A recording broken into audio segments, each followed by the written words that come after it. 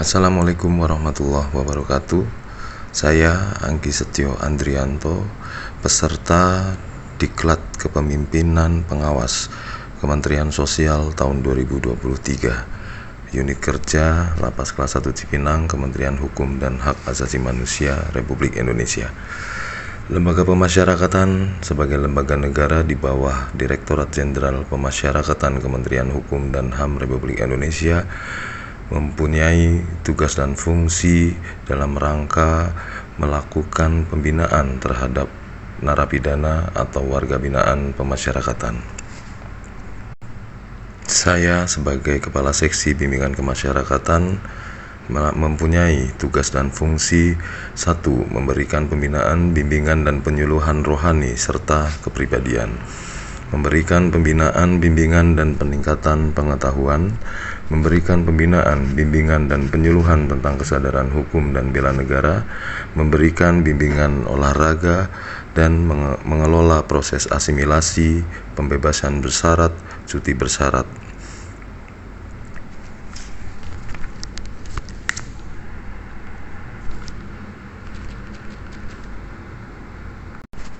Saya sebagai peserta ingin mengangkat atau melakukan aksi perubahan berupa digitalisasi perpustakaan Lembaga Pemasyarakatan Kelas 1 Cipinang, di mana menurut saya peningkatan kualitas perpustakaan sebagai aksi perubahan yang akan saya lakukan.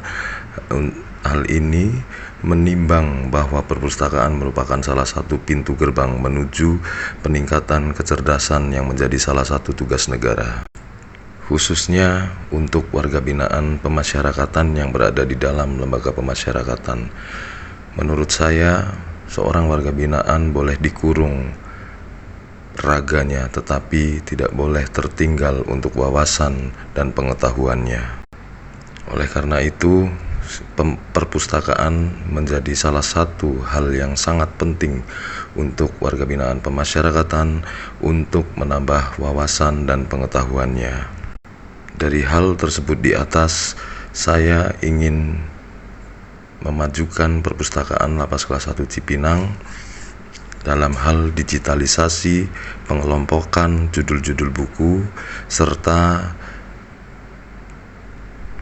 perbendaharaan buku secara virtual, di mana mereka warga binaan pemasyarakatan dapat membaca buku sesuai dengan judul yang mereka inginkan, walaupun tidak ada buku fisik tersebut di dalam perpustakaan Lembaga Pemasyarakatan Kelas 1 Cipinang. Untuk mendukung hal tersebut, saya ingin mengupas dari berbagai macam perspektif. Yang pertama, tentang perspektif manajemen pengawasan. Pembentukan tim pengawasan, membentuk tim pengawasan yang terdiri dari pihak internal dan eksternal, termasuk anggota seksi bimbingan kemasyarakatan, pengawas internal lembaga pemasyarakatan, dan auditor eksternal. Yang kedua adalah perencanaan pengawasan. Merencanakan pengawasan dengan mengidentifikasi area-area yang perlu diawasi secara khusus, serta penetapan rencana dan jadwal audit internal dan eksternal.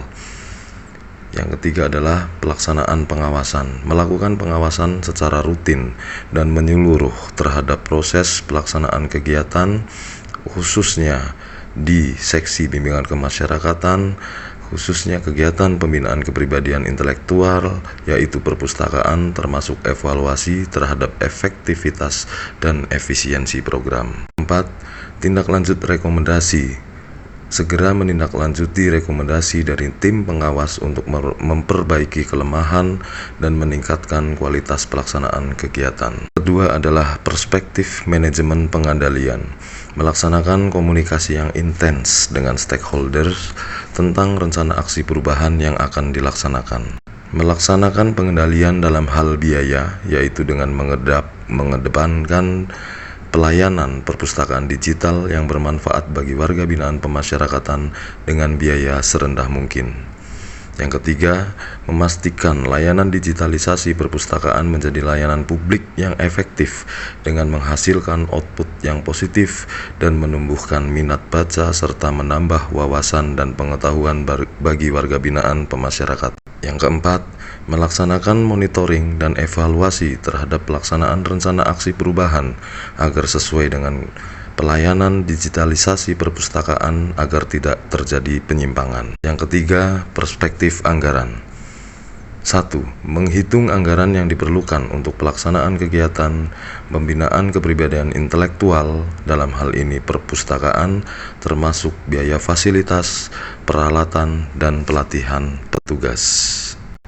Yang kedua, menetapkan sistem pengelolaan anggaran yang transparan dan akuntabel dengan mekanisme pengajuan persetujuan dan penggunaan anggaran yang jelas. Yang ketiga, melakukan monitoring secara berkala terhadap penggunaan anggaran untuk memastikan dana digunakan secara efisien dan sesuai dengan rencana kegiatan. Perspektif manajemen mutu. Memastikan kepuasan warga binaan pemasyarakatan terhadap layanan digitalisasi perpustakaan yang ada pada Lembaga Pemasyarakatan Kelas 1 Cipinang. Memberikan pelatihan-pelatihan tentang perpustakaan kepada pegawai, khususnya staf di bawah bimbingan kemasyarakatan. Yang terakhir, melakukan perbaikan-perbaikan berkesinambungan terhadap sarana dan prasarana yang ada di perpustakaan Lapas Kelas 1 Cipinang, termasuk pemeliharaan secara berkala terhadap sistem yang ada dalam digitalisasi perpustakaan. Demikian yang dapat saya sampaikan terkait dengan tugas hari 16 agenda 3 kelompok 2.